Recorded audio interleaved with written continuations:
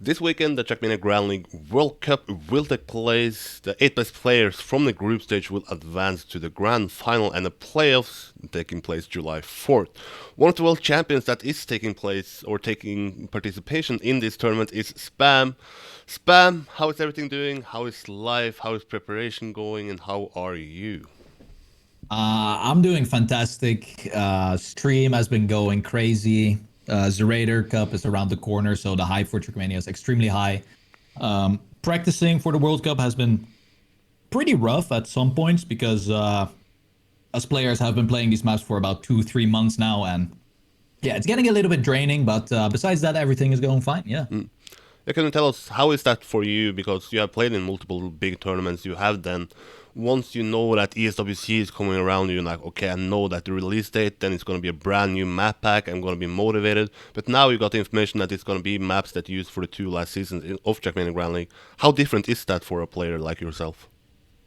For me personally, it's really bad actually because I go into my practice session knowing that I don't need to play these maps that well or hard enough because I have already done 20, 30 hours on these maps in the past. So it's really hard to push yourself over that boundary of okay, you still have to put in another 20 to 30 hours because you're going to be falling behind. You have to do it. You have to do it. And yeah, I truly enjoyed playing the two new maps that they introduced, but yeah, the previous eight, it's just yeah, it's something new, and I hope I don't really think any player has said so much positive about it. They all wanted a new map pack, but yeah, for me it was pretty tough to push myself all over that hurdle of okay, you have to put another 20 hours in these maps again, even though you already did it in the past.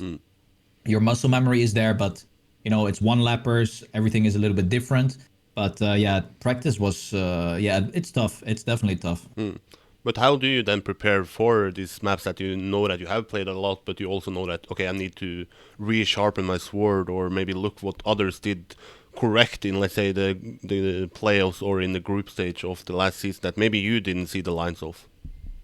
Yeah, it's definitely different because in TMGL we practice for consistent six lappers, of course. So there all the times have been improved. It's actually crazy how much time was still left on the maps to for the players to improve on. And so I've definitely looked at others. Obviously, people are playing offline, so they you cannot really scout them. But yeah, even myself have improved a lot on these maps. Found different strategies that were way better than I did in TMGL. And I was like, wow, how is this possible? I played this for 20 hours, and right now, after 1 hour, I find something different.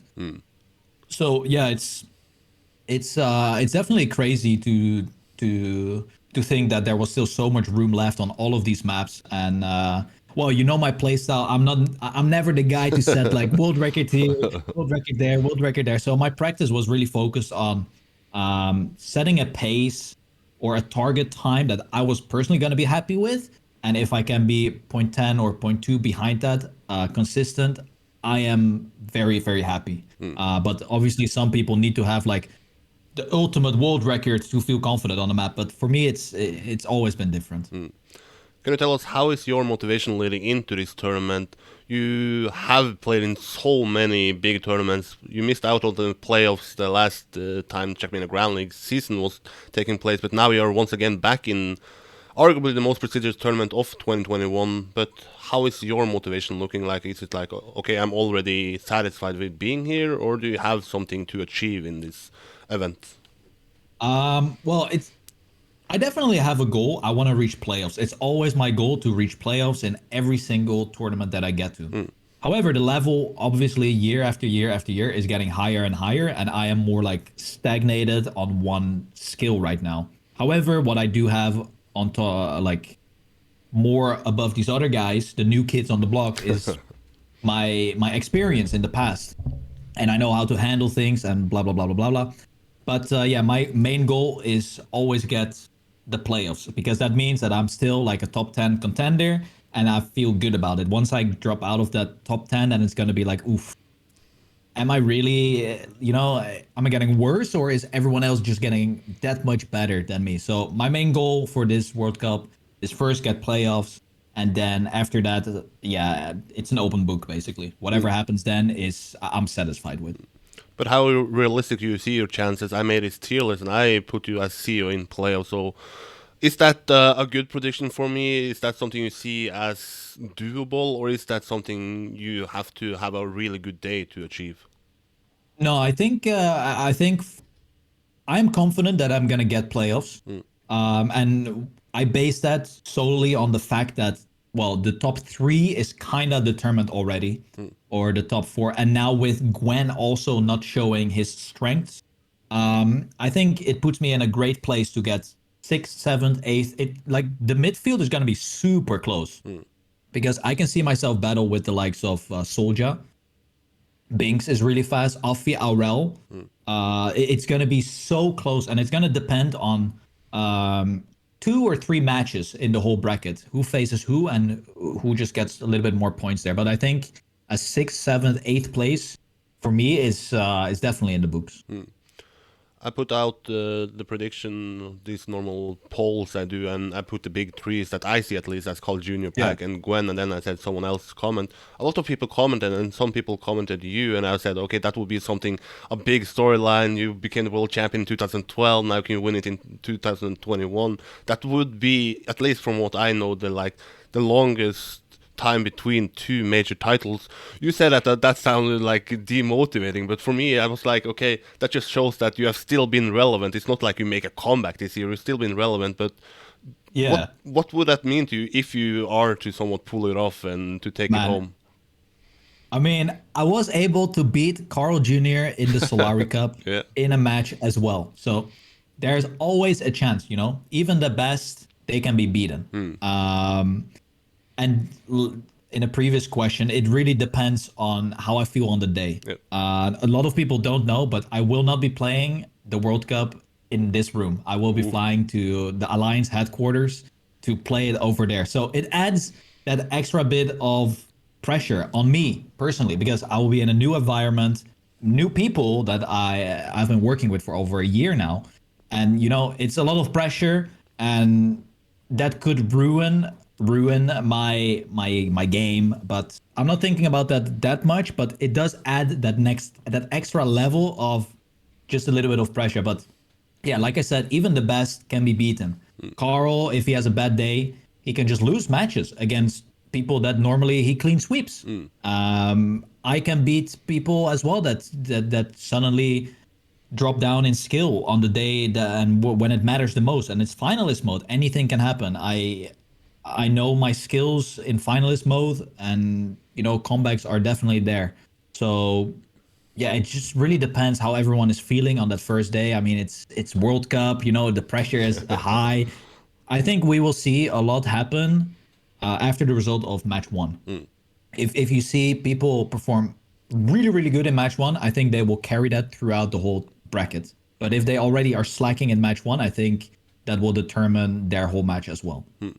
But how did you make the decision then to go to the headquarters of Alliance? I mean, we have seen success with Papu playing at GO. We have the story of Kappa back in 2018 when he played in the PC shop instead of home to somewhat get this sort of LAN environment and to get the extra pressure. But what was your decision? Is it Alliance wants some more content? Is it you that want to sharpen your, like, to have a feeling of being at somewhat of an event? Yeah, I think it's a little bit of both. If the whole Corona situation wasn't here, I would have been flying out and flying back already many times, but it never happens. And right now is a nice occasion. There's a World Cup. There's hype. You know, flying is easier a little bit right now. Um, so yeah, it was both ways. I was like, yo, maybe it would be cool if I play the World Cup or if I fly over for the Zerator Cup. Those were my two questions, and then he was like, yo, yeah, maybe we should just you know book you for the World Cup. And I said yes, let's do it, and that's how it goes. You said that you had some names of your list that you maybe see as a level above the rest. Who is the names that you look as the realistic winners of this World Cup? Well, obviously you have the two guys, the Titans, Carl Jr. and Pack. Yeah. But I think people are really sleeping on Mudda this time. even myself, like during TMGL, I said, well, we just have to wait and see what Mada is going to do. But he has shown day after day, time after time, that he is really fast. And I think he is a great contender of cracking the top four at least. Um, Same with Soldier, showed really good performance in the open qualifier, was struggling a lot with finishing as finalist. So that is something he struggles with. Massa has been looking so good during his practice sessions. But yeah, the top two is still for me Carl and Pack. I don't think anyone is gonna, no matter what, in many years until they decide to step down from competitive play. I don't think anyone is gonna be beating them. It's just the way it is. So it's basically everyone else battling for third place. Yeah. The final Yeah. question for me is a question I will ask everybody, at least the ones I remember. Who is going to be the new world champion of Trackmania? New world champion. Or Okay, returning, so because you had two world champions already returning, yeah. there. Well, I think the winner for me is Carl. If I would have to say a new one, like a legit new Yeah, one, yeah. um, that has to be Mudda. I'll Oof. put Mudda there. Yeah. If it has to be a brand Yeah, new one, yeah. I think Mudda is the one that is looking the greatest so far. That's it for this interview. Best of luck to you in the upcoming group stage, and hopefully we'll see you in the playoffs so my tier list look a little bit better. But best of luck to you, Spam, and thanks for stepping up. Thank you for the interview. Have a great time as well. Bye bye. Bye bye.